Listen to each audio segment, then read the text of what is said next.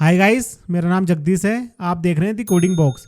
Last class में हमने data type को डिटेल में डिस्कस किया था। आज की क्लास में हम एमएस एक्सेस के अंदर यूज़ होने वाले फील्ड प्रॉपर्टीज़ के बारे में जानेंगे। इस क्लास में हम समझेंगे कि फील्ड प्रॉपर्टीज़ क्या होती हैं, इनका क्या काम होता है और डेटा टाइप के हिसाब से ये कैसे बदलती हैं।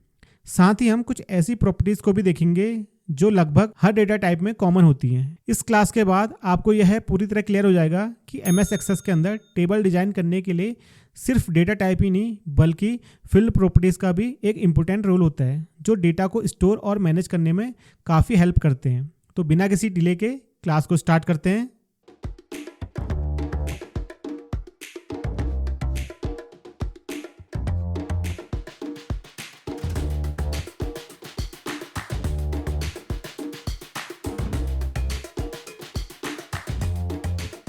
हाय गाइस, हम मेन स्क्रीन पर आ चुके हैं। आज की क्लास को स्टार्ट करते हैं। आज की क्लास में हम एमएस एक्सेस के जो फील्ड प्रॉपर्टीज़ होती हैं उसके बारे में डिस्कस करेंगे। जो फील्ड प्रॉपर्टीज़ होती हैं ये डेटा टाइप के हिसाब से चेंज होती हैं, बट कुछ ऐसी फील्ड प्रॉपर्टीज़ होती हैं जो हर डेटा टाइप में सेम रहती है। अब बात करते हैं जो डेटा टाइप्स होते हैं और फील्ड प्रॉपर्टीज़ होती हैं, इन दोनों में क्या डिफरेंसेस होते हैं।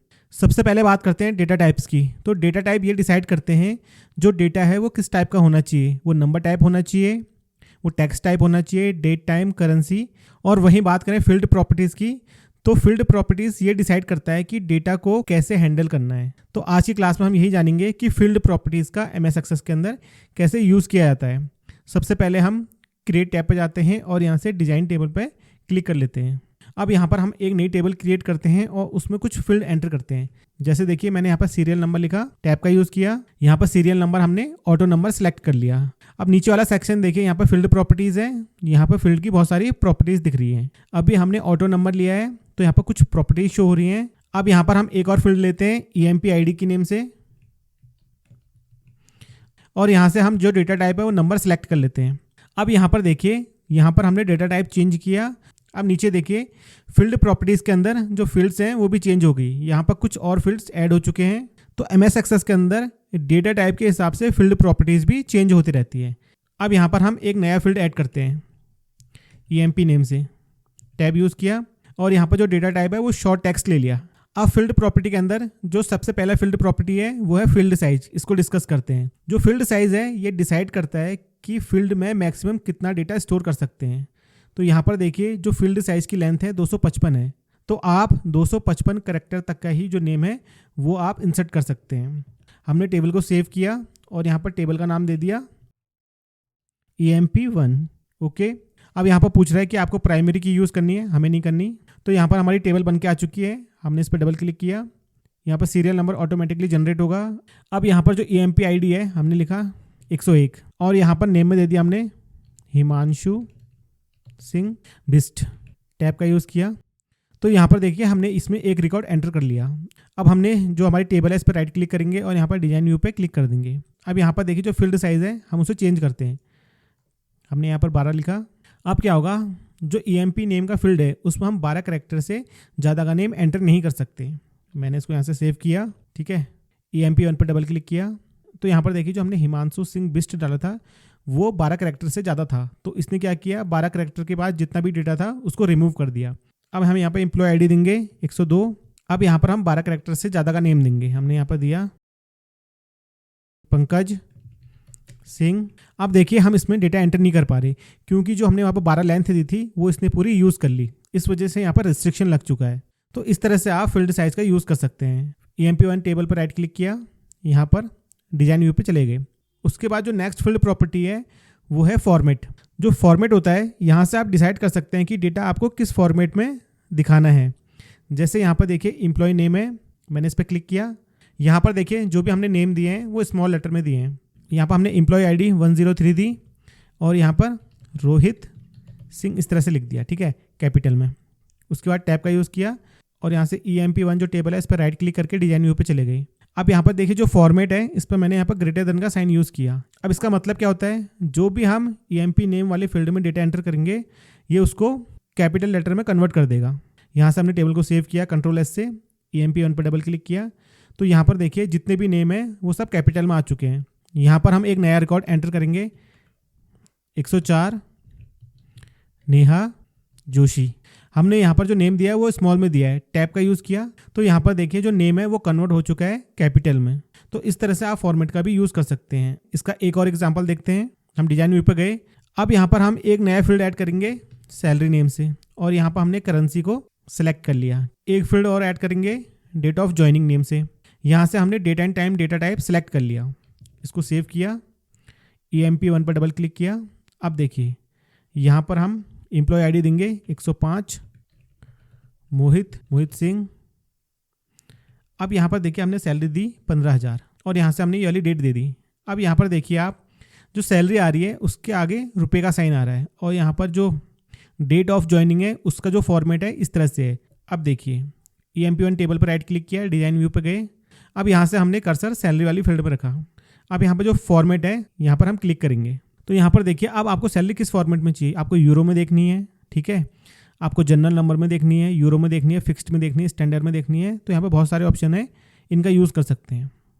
तो हमें ये यूरो में चाहिए तो यहाँ से हमने यूरो को सिलेक्ट कर लिया। उसके बाद डेट ऑफ ज्वाइनिंग वाली फील्ड पर गए और यहाँ से फॉर्मेट पर क्लिक किया। यहाँ पर देखिए जो डेट है उसके बहुत सारे फॉर्मेट हैं, आपको किस फॉर्मेट में चाहिए। हमने सेकंड वाला फॉर्मेट सेलेक्ट कर लिया, लॉन्ग डेट वाला। Ctrl+S से सेव किया। जो यहाँ पर EMP1 टेबल है उस पर डबल क्लिक किया तो यहाँ पर आप देखोगे जो सैलरी है उसके आगे यूरो का साइन आ रहा है। तो डेट ऑफ ज्वाइनिंग में यहाँ पर देखिए मंथ का प्रॉपर नेम आ रहा है। हमने यहाँ पर एक नया रिकॉर्ड एंटर किया 106 राज सिंह, सैलरी दे दी हमने, ठीक है, 20,000। अब यहाँ पर हम कोई डेट देंगे 1 जनवरी 2020। टैब का यूज़ किया और यहाँ से इसे इस तरह से ड्रैग किया तो यहाँ पर देखिए जो मंथ है उसका प्रॉपर नेम यहाँ पर शो हो रहा है। तो इस तरह से आप जो फॉर्मेट फील्ड है उसका यूज़ कर सकते हैं। EMP1 टेबल पर राइट क्लिक किया, डिजाइन व्यू पे चले गए। अब जो नेक्स्ट फील्ड प्रॉपर्टी है वो है इनपुट मास्क। जो इनपुट मास्क है ये मोस्टली शॉर्ट टेक्स्ट और डेट टाइम पर ही वर्क करता है। यहाँ पर हम एक नया फील्ड ऐड करते हैं पासवर्ड नेम से। इसका जो डेटा टाइप लिया हमने शॉर्ट टेक्स्ट ले लिया। तो यहाँ पर देखिए हमने पासवर्ड यहाँ पर इस तरह से ले लिया शॉर्ट टेक्स्ट। डेटा को सेव किया, जो EMP1 टेबल है इस पर 2 बार क्लिक किया। अब यहाँ पर हम एक नया रिकॉर्ड डालेंगे 107 सोहन कुमार। यहाँ पर हमने सैलरी दे दी, ठीक है। यहाँ से हम डेट सेलेक्ट कर लेंगे। अब यहाँ पर पासवर्ड देंगे, हमने दिया ABC123।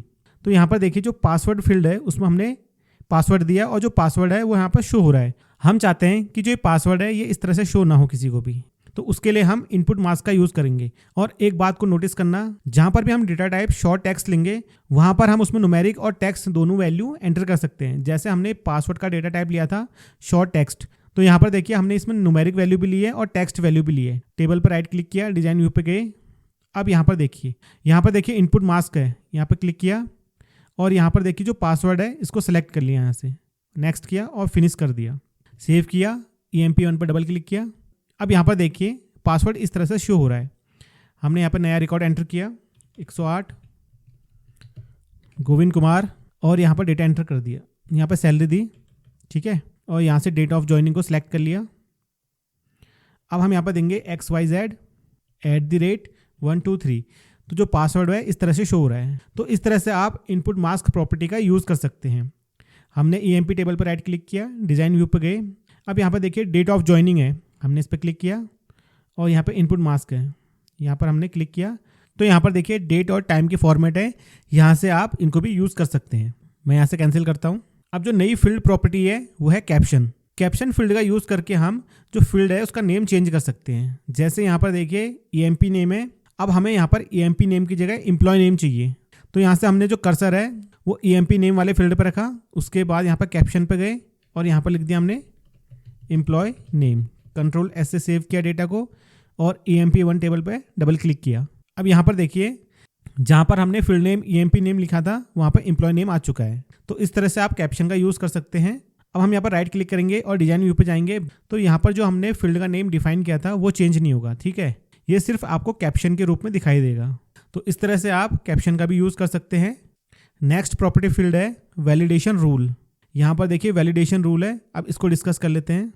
बात करें वैलिडेशन रूल की तो ये डिसाइड करता है कि यूज़र कौन सा डेटा एंटर कर सकता है और कौन सा डेटा एंटर नहीं कर सकता है। जैसे यहाँ पर सैलरी वाला फील्ड है, हम चाहते हैं कि जो सैलरी हो वो 10,000 से लेके 50,000 के बीच में ही हम एंटर कर पाएँ। अगर कोई 10,000 से कम सैलरी एंटर करता है या 50,000 से ज़्यादा सैलरी एंटर करता है तो वहाँ पर एरर मैसेज शो होने लगे। तो इसके लिए हम क्या करेंगे, यहाँ पर देखिए वैलिडेशन रूल है, इस पर मैंने लिखा greater than 10,000 and less than 50,000। ठीक है, मैंने यहाँ पर कंडीशन दी कि जो सैलरी होनी चाहिए वो 10,000 से ज़्यादा होनी चाहिए और 50,000 से कम होनी चाहिए। यहाँ पर हमने एंड कंडीशन लगाई। एंड कंडीशन में क्या होता है, दोनों कंडीशन ट्रू होती हैं। उसके बाद हमने यहाँ से कंट्रोल एस को सेव किया और यहाँ पर EMP1 टेबल पर क्लिक कर दिया। अब यहाँ पर एम्प्लॉय ID दी 109 कमल सिंह, हम यहाँ पर 8,000 देते हैं और टैब का यूज़ करते हैं। तो यहाँ पर देखिए एक मैसेज शो हो रहा है जिसमें बता रहे हैं कि जो वैलिडेशन रूल है उसमें हमने ये चीज़ अप्लाई की है। अब हम यहाँ पर 60,000 सैलरी देते हैं और टैब का यूज़ करते हैं। तो यहाँ पर देखिए इसने फिर से एरर मैसेज शो किया है। अब हम यहाँ पर 11,000 लिखते हैं, ये इसे एक्सेप्ट कर लेगा। तो इस तरह से वैलिडेशन रूल का यूज़ किया जाता है। EMP1 टेबल पर राइट क्लिक किया, डिज़ाइन व्यू पर गए। तो इस तरह से आप वैलिडेशन रूल का यूज़ कर सकते हैं। इसी तरह से आप एज फील्ड के लिए भी रिस्ट्रिक्शन लगा सकते हैं कि जिसकी भी एज 18 या 18 से अबव होगी उसी की एंट्री हो पाएगी और जिसकी एज 18 या 18 से कम होगी वहाँ पर एरर मैसेज शो हो जाएगा। इस तरह से आप वैलिडेशन रूल का यूज़ कर सकते हैं। अब जो नेक्स्ट फील्ड प्रॉपर्टी है वो है वैलिडेशन टेक्स्ट। तो जो वैलिडेशन टेक्स्ट है इसका यूज़ हम तब करते हैं जब वैलिडेशन रूल में कोई एरर आता है तो वहाँ पर हम एरर मैसेज शो करने के लिए वैलिडेशन टेक्स्ट का यूज़ करते हैं। अब मान लीजिए हमें यहाँ पर कोई मैसेज देना है तो उसके लिए हम क्या करेंगे, यहाँ पर लिख देंगे प्लीज़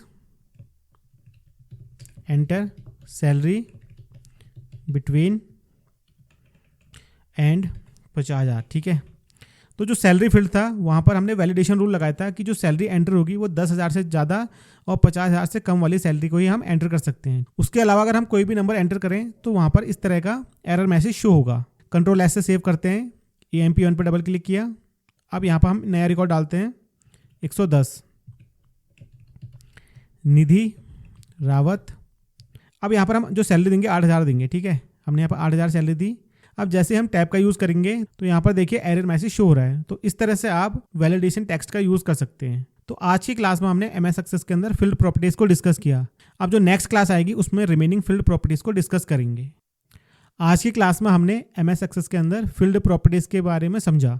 अब जो नेक्स्ट क्लास आएगी उसमें इसके रिमेनिंग पार्ट को डिस्कस करेंगे। आज की क्लास से रिलेटेड अगर आपकी कोई क्वेरी या डाउट्स है तो कमेंट बॉक्स में कमेंट कर सकते हैं। डिस्क्रिप्शन पे लिंक दिया गया है जहां से आप आज की जो क्लास है इसकी प्रैक्टिकल फाइल को डाउनलोड कर सकते हैं। मिलते हैं फिर नेक्स्ट क्लास में।